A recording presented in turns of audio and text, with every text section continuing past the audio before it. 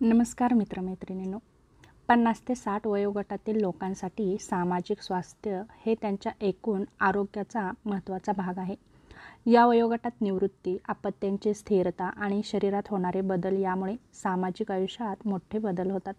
त्यामुळे सामाजिक आरोग्य टिकवून ठेवण्यासाठी या गोष्टी तुम्ही नक्कीच करू शकता. पहिलं महत्त्वाचं म्हणजे निरंतर सामाजिक संवाद ठेवा. रोज किमान 2 ते 3 लोकांशी प्रत्यक्ष किंवा फोनवर नक्कीच बोला. जुने मित्र, नातेवाईक, शेजारी यांच्याशी चांगले संबंध ठेवा.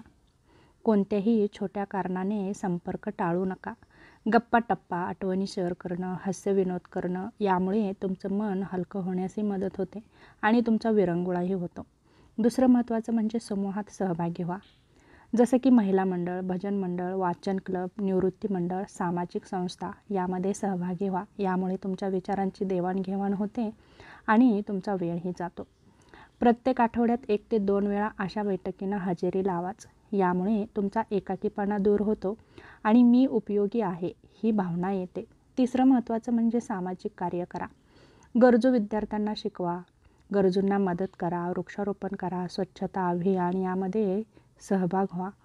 यामुळे तुमचं आरोग्यही चांगलं राहण्यास मदत होते. प्रत्येक आठवड्यात 1 ते 2 वेळा अशा कामांना नक्कीच हजेरी लावा. यामुळे तुमच्या मनाचा विरंगुळाही होतो आणि तुमचा वेळही जातो. त्याचप्रमाणे तुमची शारीरिक हालचालही होते आणि मानसिक स्वास्थ्यही टिकून राहण्यास मदत होते. त्याचप्रमाणे तुमचं मनही उत्साही आणि प्रसन्न राहतं. वय झालं तरी आपण समाजासाठी काहीतरी करत आहोत ही भावना तुम्हाला जाणवून देते की आपणही उपयोगी आहे आणि या भावनांमुळे तुम्ही नक्कीच आनंदी राहू शकता. कुटुंबाशी संवाद ठेवा.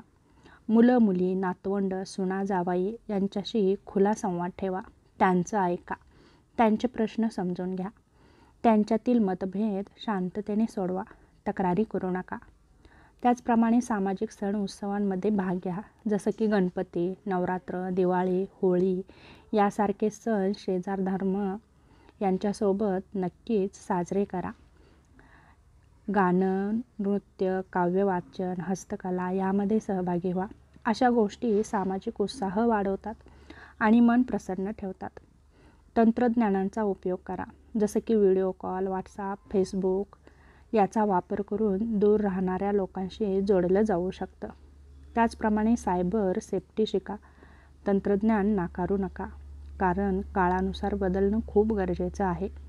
त्याचप्रमाणे आपली भूमिका बदला, पण गमावू नका. निवृत्तीनंतर काम संपलं असं न वाटता मार्गदर्शक, जोडणारा दुवा किंवा शांतीदूत या भूमिका तुम्ही नक्कीच निभावू शकता. यामुळे तुम्ही प्रसन्नही राहू शकता. त्याचप्रमाणे कौटुंबिक निर्णयामध्ये तुम्ही भाग घ्या. तुमची मतं त्यांच्यावर लादू नका. स्वतःच्या इच्छा जोपासा. जसं की जुने छंद पुन्हा सुरू करा. जसं की संगीत, वाचन, बागकाम, हस्तकला, शिवणकाम यामध्ये तुमचं मन रमू शकतं. नवीन गोष्टी शिकण्यासाठी वर्गामध्ये जा. जसं की संगणक, संगीत, योगा. त्याचप्रमाणे मतभेद विसरा आणि सामंजस्य ठेवा. 50 नंतरच्या पिढ्यांमध्ये मतभेद असतातच. त्यांना समजून घेणं गरजेचं आहे. आपल्या विचारधारेला चिकटून न राहता थोडं लवचिक राहा. एकाकीपणाची लक्षणे ओळखा आणि उपाय करा. सतत उदास वाटणं, संवाद टाळणं, चिडचिड ही सामाजिक स्वास्थ्य बिघडण्याची लक्षणे आहेत. असं जर असेल तर लगेच डॉक्टर किंवा समुपदेशकाची मदत घ्या. नवीन मैत्री निर्माण करा. वयानुसार काही मित्र निघून जातात तर काही दूर होतात. अशा वेळी वाचनालय, प्रवास गट किंवा भजन या वर्गामधून नवीन लोकांशी मैत्री करा. त्याचप्रमाणे जोडीदाराशी संवाद ठेवा आणि स्नेह जपा. जोडीदारासोबत संवाद वाढवा. दिवसात काही वेळा एकत्र या. सुखदुःखात सहभागी व्हा. एकमेकांना तुमचं सुखदुःख शेअर करा. मन मोकळेपणाने बोला. समजूतदारपणा आणि काळजी यामुळे तुमचं नातं मजबूत होतं. पिढ्यांमधील अंतर कमी करा. तरुण पिढीच्या आवडीनिवडी समजून घ्या. त्यांना संगीत, भाषा, विचार हे समजून घेतल्यास संवाद सहज होतो.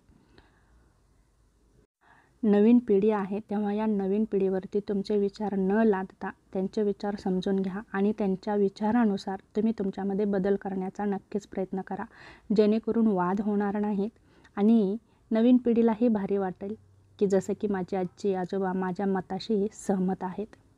त्याचप्रमाणे प्रवास आणि सहलीत सहभागी व्हा. स्थानिक गटांसोबत तीर्थक्षेत्र पर्यटन स्थळ पहा. यामधून नवीन मित्र अनुभव आणि आनंद मिळतो. त्याचप्रमाणे आपली सामाजिक जबाबदारी स्वीकारा. समाजात एक वरिष्ठ म्हणून आपलं वर्तन आदर्श ठेवा. जसं की तुम्ही आदर्श आहे हे बघून लोक तुमचा नक्कीच आदर्श घेतील. त्यासाठी तुम्ही तुमचं वर्तन तसं ठेवणं खूप गरजेचं आहे. भांडण न लावता शांतता राखा. मदतीसाठी पुढे या. समजूतदारपणा दाखवा, कारण आपण अनुभवी असतो. मानसिक दृष्टिकोन ठेवा. माझं वय झालं आहे, आत्ता माझं काही काम नाही असा विचार टाळा. मी आजही समाजासाठी उपयुक्त आहे अशी सकारात्मक भावना ठेवा. मी समाजासाठी आणखीही काही करू शकतो या विचारांनी पुढे या. 50 ते 60 वयोगटातील लोकांनी सामाजिक आरोग्यासाठी सक्रिय राहणं, लोकांशी जुळवून घेणं, स्वतःला बदलत्या काळाशी सुसंगत ठेवणं आणि निरंतर सकारात्मक ऊर्जा देणं हे खूप आवश्यक आहे.